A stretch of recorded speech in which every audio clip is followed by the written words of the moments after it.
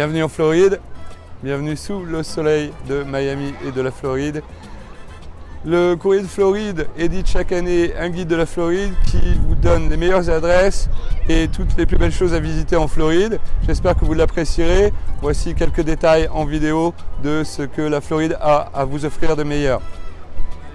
Tout d'abord, entre Jacksonville et Key West, la Floride fait 650 km nord-sud. C'est donc un grand état avec beaucoup de choses à visiter. Dans cette petite vidéo, nous vous donnerons les clés pour comprendre la Floride et comment planifier votre voyage. Mais nous invitons à venir sur courrierdefloride.com si vous voulez vraiment voir dans le détail ce que vous pourrez visiter avec des milliers de photos pour vous montrer les merveilles de chaque site que nous vous présentons. Le Courrier de Floride et son guide sont réalisés par des journalistes professionnels résidant en Floride. Vous ne trouverez pas mieux ailleurs et tout est gratuit. C'est parti! Pour commencer, il faut préciser qu'il faut un minimum de 10 jours pour bien profiter de la Floride. Et encore, c'est le strict minimum. 2 à 3 semaines vous sont vivement conseillées. Il faut du temps pour relier les sites entre eux par la route. Il vaut mieux prendre son temps pour profiter de chaque endroit. Les sites de Floride sont époustouflants sous le soleil, mais il arrive aussi, comme partout, que le temps soit parfois maussade pendant une partie de la journée. Pour des séjours plus courts, d'une semaine par exemple, il vaut mieux ne pas venir visiter la Floride, mais plutôt un site précis. Une semaine à Miami, ou une semaine dans les îles Keys, ou une semaine sur la côte ouest. Certains viennent profiter de ces splendeurs naturelles, la mer, les plages, les îles, mais aussi les époustouflants marais des Everglades, les descentes en kayak sur des rivières dans la forêt vierge. Pour ceux qui viennent d'Europe, la faune n'est pas en reste. Alligators, crocodiles, panthères, ours bruns, lynx, sans parler des centaines d'espèces d'oiseaux exotiques, des poissons multicolores et des requins qui viennent vous narguer. Les sports sont un autre pôle d'intérêt, avec le bateau, la pêche, mais aussi le golf et tous les sports nautiques à pratiquer dans un cadre paradisiaque.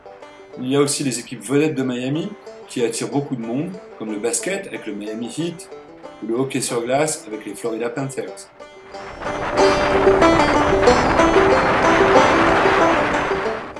Pour certains, c'est la fête à Miami Beach qui va les intéresser en premier. Pour d'autres, c'est le tourisme urbain, dont la grande et très diversifiée Miami. Aussi bien pour l'art nouveau que pour les musées présentant des collections classiques, la Floride est un état d'art et de culture. Si le sud de l'état a été peuplé très tard par les Américains, il a toutefois aussi des richesses historiques. Les Amérindiens vivaient dans les Everglades depuis des siècles. Quant au nord de la Floride, on y trouve la toute première ville bâtie en Amérique du Nord, la magnifique Sainte-Augustine. Et bien entendu, la Floride, c'est aussi Orlando et les parcs d'attractions. Voici un tour de la Floride que vous pourrez réaliser en 10 ou 15 jours, ou plus si vous avez le temps, passant par les sites les plus beaux. Afin que vous puissiez avoir une bonne vue d'ensemble, nous réalisons cette vidéo de la manière la plus courte et compacte possible. C'est un peu délicat pour la ville de Miami, car il y a vraiment beaucoup de choses à y voir. Miami est une ville constituée de plusieurs entités. Le centre de Miami, qui est repérable par ses gratte-ciel, et qui est séparé par d'immenses ponts de l'île de Miami Beach, qui est une autre ville. Pour faire simple, Miami est la vraie ville, et Miami Beach est la station balnéaire, avec les plaisirs de la plage, les bons restaurants et la fête toutes les nuits de l'année. Miami Beach est une grande station balnéaire étalée sur 25 km, et son quartier le plus connu est South Beach, la plage du sud, avec ses bâtiments art déco, le long d'Ocean Drive, et ses restaurants sur Washington ou Lincoln Road. Tout autour, il y a des dizaines d'autres îles, pour la plupart privées, mais Miami Beach n'est pas la seule île balnéaire à côté de Miami. Certains préfèrent le calme et la nature à Virginia Key ou encore à Key Biscayne, qui sont au sud de la ville de Miami. Retour justement dans la ville de Miami, avec son centre, les gratte-ciel, qui sont séparés par la Miami River en deux parties, le quartier de Downtown et le quartier de Brickell. Le métro aérien, Metro Mover, peut vous permettre d'aller visiter rapidement et gratuitement. Au nord de la ville, vous avez plusieurs quartiers intéressants, comme le Design District, avec ses magasins de luxe, ou encore Little Haiti, le quartier historique haïtien de la ville, qui vous immerge totalement dans les Caraïbes. Attention aux épices. Toujours au nord, vous avez le quartier de Wynwood, qui est l'art district de la ville. On y trouve des centaines de galeries d'art, des milliers de murs peints par des street artists, devenus célèbres entre-temps, et puis des petits restaurants plus surprenants ou branchés que dans le reste de la ville. À l'ouest de Miami se trouve Little Havana, le plus célèbre quartier cubain. Avec les années, il a accueilli d'autres vagues d'immigration latino, mais il reste toutefois à prédominance cubaine, comme d'ailleurs toute la ville de Miami. Si vous voulez acheter des cigares, manger d'excellents plats à Versailles sur des tables en plastique, ou vous prendre une raclée au domino, c'est à Little Havana qu'il faut aller. Les quartiers sud de Miami sont les beaux quartiers. Il ne s'agit d'ailleurs pas de la même ville, mais de Coconut Grove et de Coral Gables, qui possèdent chacune un centre commerçant très agréable et des sites époustouflants à visiter. À Coconut Grove se trouve par exemple la Villa Vizcaya, le Fairchild Garden, la plage de Matheson State Park. À Coral Gables, vous verrez la piscine vénitienne, le Biltmore Hotel de Miami. La zone urbaine de Miami comprend d'autres villes célèbres, un peu plus au nord, avec une vie très différente. Fort Lauderdale est la première grande ville à 30 minutes de route au nord. Surnommée la Venise de l'Amérique, Fort Lauderdale comprend des centaines de canaux bordés de belles maisons, le plus grand port de Floride, un aéroport international. Beaucoup d'Américains viennent en vacances ici, juste à côté de Miami, sans jamais y mettre les pieds. C'est une question de goût. Juste à côté, dans le même comté de Broward, il y a aussi Hollywood ou Pompano Beach, qui sont très prisés par les Canadiens venant passer l'hiver en Floride.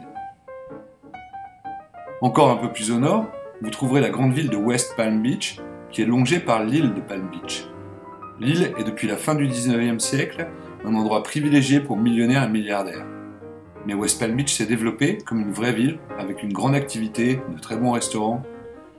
Dans ce comté, qui lui aussi porte le nom de Palm Beach, vous trouverez de très belles petites stations balnéaires, très différentes de la région de Miami, et évidemment de très belles plages.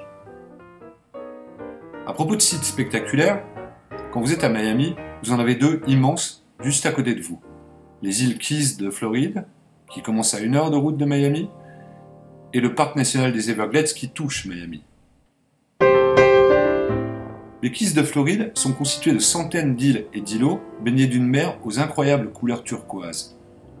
Une autoroute de 250 km relie les plus grandes des îles jusqu'à la capitale, Key West, qui se trouve alors plus près de Cuba que de Miami. Des sites naturels sont accessibles en voiture tout le long de la route, et Key West vaut vraiment le trajet. En voiture, vous pouvez donc pleinement en profiter. Néanmoins, les plus beaux sites ne sont accessibles qu'en engin flottant, que ce soit un bateau, un kayak ou un jet ski. Il faut au moins compter 2 jours pour visiter les Keys, mais en 1 semaine, vous n'en auriez pas fait le tour, loin de là. Regardez notre guide des Keys sur courrierdefloride.com afin de faire votre sélection en fonction de vos centres d'intérêt personnels, plage, pêche au veau, plongée sous-marine. Les Keys sont un paradis pour toutes les activités nautiques. Le parc national des Everglades est grand comme la Belgique. Alors, là aussi, il va vous falloir faire un choix. Sur courrierdefloride.com, vous trouverez des dizaines de sites à visiter, et si vous aimez la nature, vous verrez que ça vaut vraiment le coup. Si vous êtes pressé, vous pouvez choisir un site que vous visiterez en 1 journée. L'entrée principale du parc national des Everglades, géré par le gouvernement américain, se trouve à Homestead, au sud de Miami, en direction des îles Keys. Vous trouverez quelques tours d'hydroglisseurs le long de la route, et surtout une partie des Everglades aux paysages très variés. A noter qu'il y a un autre parc à Homestead, celui de Biscayne, qui est totalement maritime. Depuis le port, vous pouvez gagner de petites îles magnifiques qui constituent la partie la plus au nord des Keys de Floride. Les Everglades s'étendent entre Miami et Naples sur la côte ouest. Certains choisissent donc de visiter les Everglades sur ce trajet, en se rendant sur la côte ouest. La partie est, vers Miami, est constituée d'herbes. Elles permettent aux hydroglisseurs d'aller vite et de vous donner bien des sensations. La partie ouest est une forêt dénommée Big Cypress. Les paysages sont bien évidemment très différents. 2 axes traversent les Everglades et ces 2 zones, d'est en ouest, de Miami-Lauderdale vers Naples. La plus petite s'appelle US 41, elle est la plus au sud, et elle offre de très beaux tours d'airboat dans la mer des Herbes. Il y a aussi des villages indiens et des jolis sites à visiter. Plus au nord, entre Lauderdale et Naples, vous avez l'autoroute I-75, qui permet d'aller plus vite vers Naples, et elle peut vous approcher d'un des sites touristiques les plus sympathiques, le Billy Swamp Safari, où vous pouvez faire également des tours d'airboat et de buggy. Au sud de Naples, vers Marco Island et Everglades City, se trouve une autre partie des Everglades, maritime cette fois, le site des 10,000 Islands. C'est là aussi époustouflant. Tous ceux qui connaissent la Floride savent que les plages de la côte ouest sont plus préservées que celles de la région de Miami. Le sable peut y être blanc à 99%, la mer est turquoise et les dauphins sautent dans tous les sens. Voici les sites à visiter du sud vers le nord. Naples est une magnifique ville balnéaire avec de belles villas tout le long de la plage. Pour vous rendre jusqu'à la jetée, vous aurez à traverser le centre et les agréables quartiers commerçants. Pour nous, la plus belle plage, sauvage, est un peu plus au nord, elle s'appelle Delnor Wiggins. Au sud de Naples, comme dit précédemment, vous avez Everglades City et Marco Island, qui vous donnent un accès marin aux 10,000 Islands. Vous avez aussi la Rookery Bay, qui est une magnifique et qui est près de Marco Island. Au nord de Naples, cette fois, vous avez aussi le très beau site naturel de Lovers Key, que beaucoup apprécient. La baie de Fort Myers est un délice. Deux îles extrêmement connues sont accessibles par la route, Sanibel et Captiva. Néanmoins, vous pouvez prendre une navette ou louer un bateau afin de vous rendre sur d'autres îles paradisiaques, comme par exemple Cayo Costa et ses tonnes de coquillages. À ce propos, il n'y a pas besoin de permis pour louer un bateau en Floride. Sarasota détient un record, celui des plages les plus blanches d'Amérique du Nord. Que ce soit à Siesta Key ou à Lido Key, prenez vos lunettes de soleil. Mais Sarasota est une ville en plein essor et pleine d'activités. Sa Main Street, jalonnée de restaurants, est très vivante, et les croisières sur la baie au coucher du soleil sont un must-see. S'il n'y a qu'un seul musée à visiter en Floride, c'est bien le gigantesque Ringling Museum de Sarasota. Le site est grandiose, avec la maison de John Ringling, et le musée d'art est gigantesque, rempli de collections classiques de tout premier ordre. On trouve aussi au même endroit le musée du cirque Ringling Barnum, qui fut durant plus d'un siècle le plus grand chapiteau du monde, et son histoire est incroyable. Au niveau de Bradenton, une autre station balnéaire de toute beauté, l'île d'Anna Maria Island. Avec 3 millions d'habitants, l'aire urbaine de Tampa est immense. La ville contient plusieurs attraits, son centre, qui regroupe des bâtiments assez spectaculaires, son aquarium reconstituant les marécages de Floride avec sa faune et sa flore, c'est vraiment une halte très instructive. Le quartier d'Ybor City, tout près du centre, est très beau et original.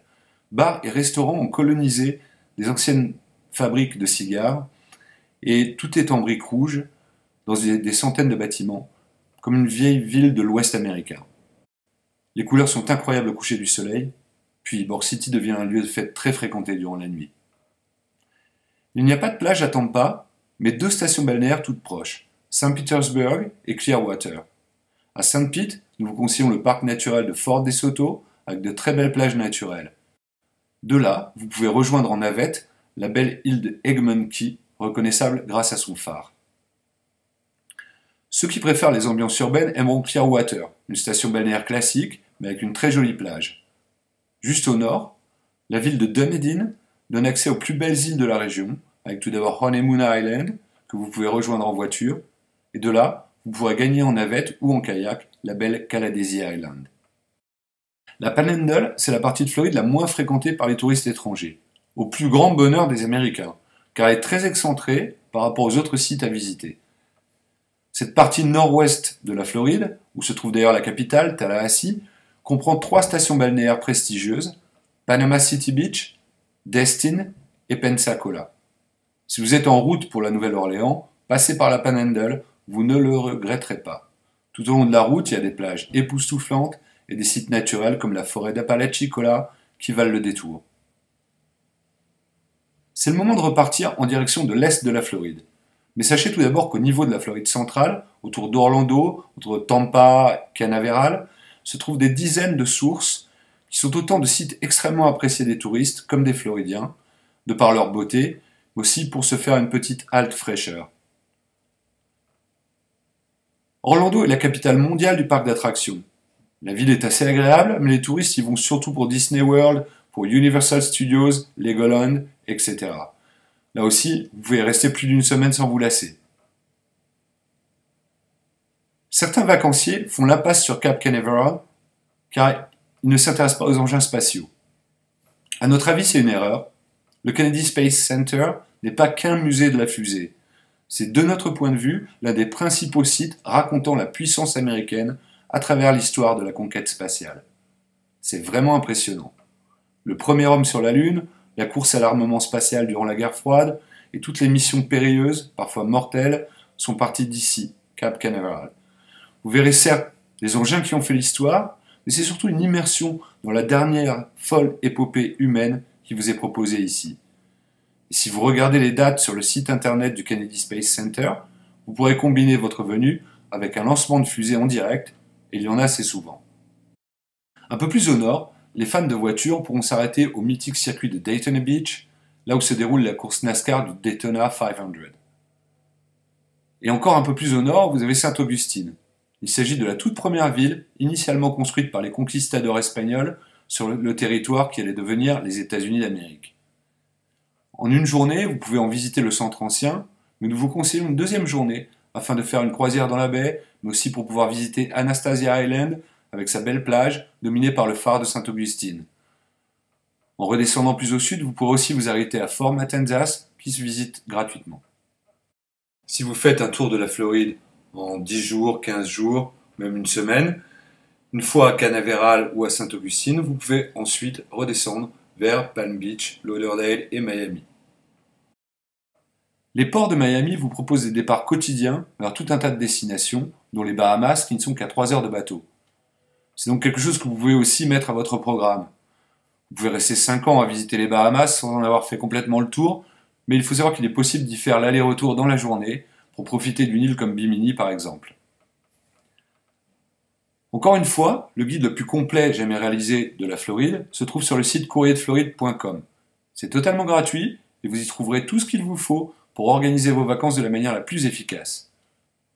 Comme vous le savez probablement déjà, des centaines de milliers de francophones vivent en Floride et vous y accueillent. N'hésitez pas à visiter les commerçants, français, canadiens, haïtiens, ils sauront vous donner les meilleurs conseils pour vos visites. Et si vous voulez venir vous aussi nous rejoindre et habiter en Floride, consultez nos autres vidéos, tout un réseau francophone est présent ici en Floride pour vous faciliter la tâche. Bienvenue à vous!